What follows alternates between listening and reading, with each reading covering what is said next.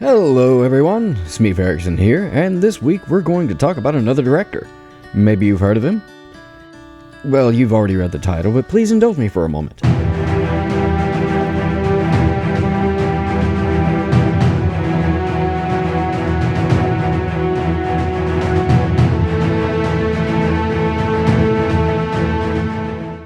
That's right, Peter Jackson. But who was Peter Jackson before he was Peter Jackson? Well, today I thought we'd take a look at a few of his older movies to see where he had his beginnings. I say older because I'm still in denial that Return of the King is soon to be of drinking age. Now, if you'll excuse me, I have to go tell a group of pesky kids to get off my lawn. Bad Taste. In 1987, Peter Jackson directed and starred in his first feature-length movie about an alien race that collects humans for an intergalactic fast food restaurant. Okay. And that's about the gist of it. It starts out with a shadowy figure with a finger summoning the boys to investigate what's been setting up to look like a zombie outbreak. And this would make sense because Jackson has said in several interviews that one of his favorite movies is Dawn of the Dead. And you could really see that he was trying to capture a lot of the same elements. The movie is mostly a comedic splatter film, and it's kind of fun, but a bit of a hard watch because of the strange pacing. And the musical score is so off the wall. I mean, check out this intense action scene coupled with someone shredding a wicked guitar solo.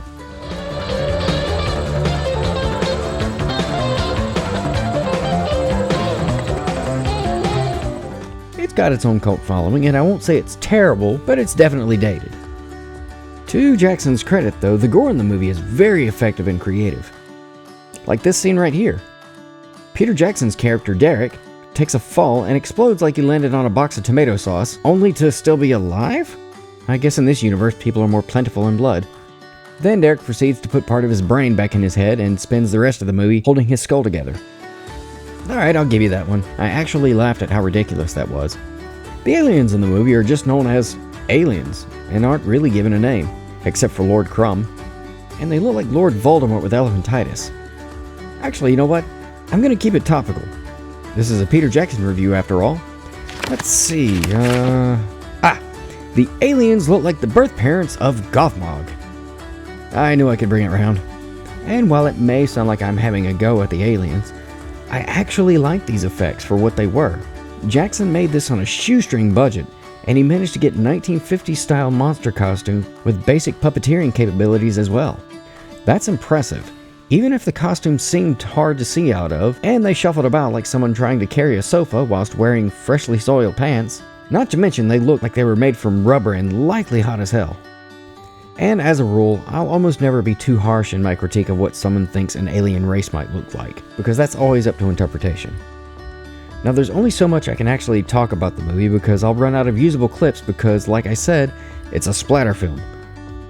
So I'll end it by saying, it's okay for being his first feature-length movie, and if you come across it, give it a watch. Meet the Feebles. Where to start with this one? Well, if you were around in 1989 and wonder what it would be like if Jim Henson made smut, then you were in luck. The basic plot of the film was showing the dark side of show business, but with puppets.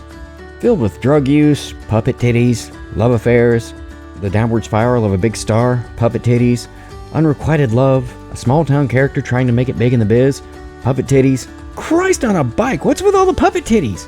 And if these are puppet titties, then what the f*** are those supposed to be? Now that I've possibly said puppet titties more than anyone would expect in one lifetime, let's talk about the movie. I'm going to be honest, I did not expect this movie to be as entertaining as it was. The plot wasn't really anything original. It's been told in several movies, but it's several stories being told at once with no single main character. It opens up with a musical number that's very similar to The Muppet Show, mixed with a Showbiz Pizza stage show, or Chuck E. Cheese if you're not that old. We start out with Robert the Hedgehog that comes from a small town with stars in his eyes, and is accepted to the Feebles chorus, and quickly sees and falls in love with Lucille. He then proceeds to spend the movie trying to work up the courage to confess his feelings for her.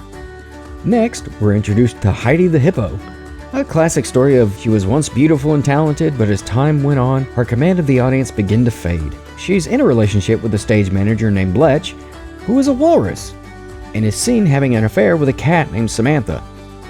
Bletch is your average sleazy showbiz manager and is involved in some of the other stories throughout the film, along with his right hand, Trevor the Rat, which is a puppeteer doing a Peter Lorre impression. Next, we have Harry the Rabbit, who is the classic cautionary tale of living in excess. He's living the good life until he contracts what is first thought to be a deadly STD, only to later be the chickenpox, followed by a terminal case of bunches of bullets. There's really just so much going on in the film that it would take a full video to do it any justice, and some of the jokes really didn't age that well. But believe me, it's a fun watch and you should check it out if you can.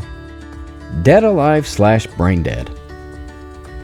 Yeah, it was given a different title for the American release because someone else already had the rights to the title. This movie is really fun as a splatter film. It starts out like many other zombie films, on some faraway mystery island that no one's ever heard of, and has nothing to do with anything that Jackson will eventually direct. Where the disease will originate because the evil scientist wants to study the weird creature. But don't worry, that gets resolved pretty quick.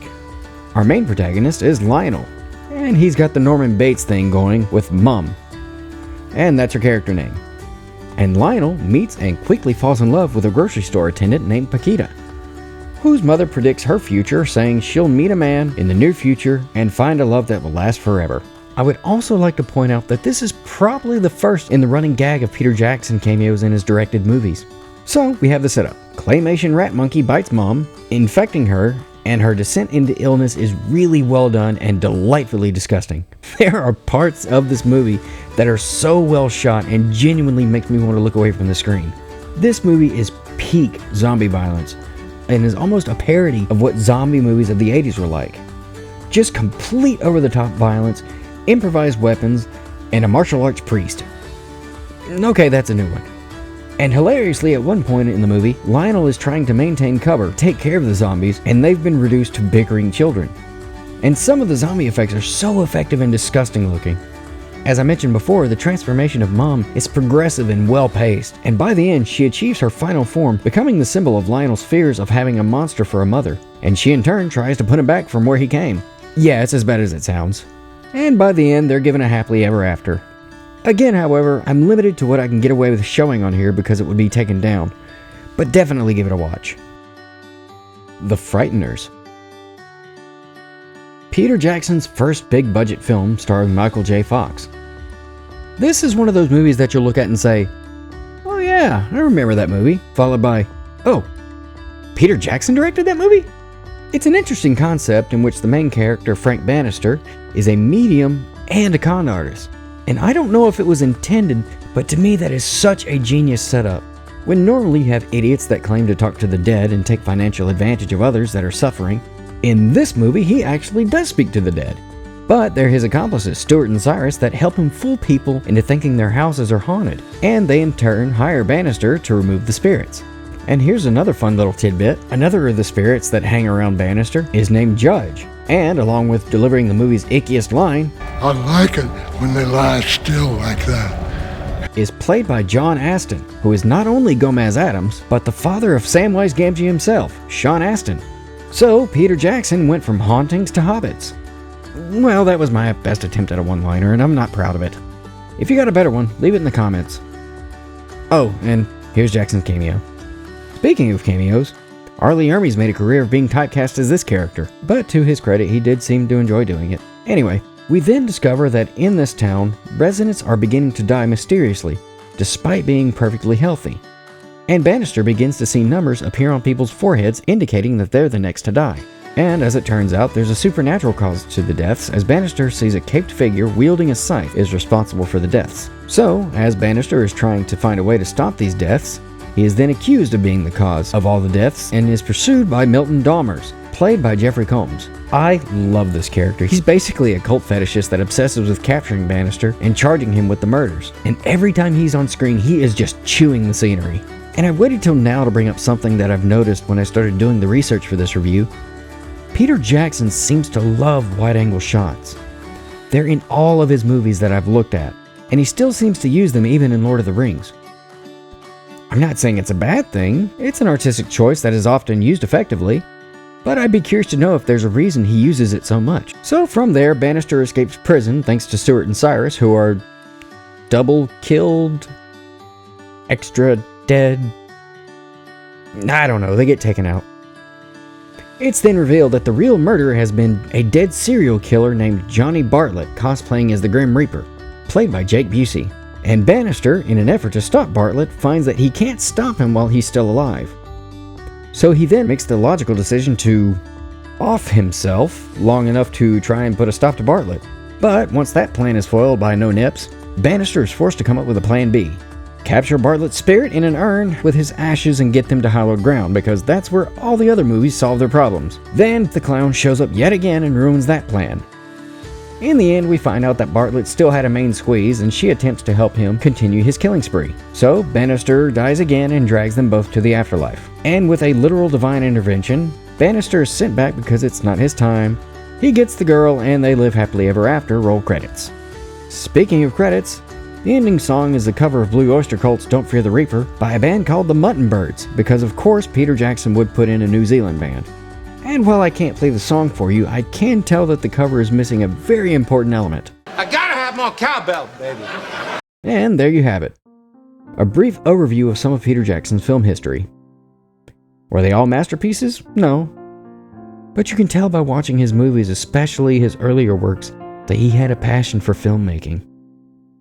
When watching movies like Bad Taste, you can tell that even though Jackson might have had a very small budget and was likely met with countless obstacles, he always seemed to find a solution to get the effect he was going for through camera trickery and gory props. I've always found it fascinating to go through a director's history and look at their old homebrewed films and school projects. We look at these films on the surface and can often laugh at them and make jokes at their expense. But these movies were made by creative people with a love for movies, and in their own way are works of art. I'm Smeef Erickson. Thanks for listening.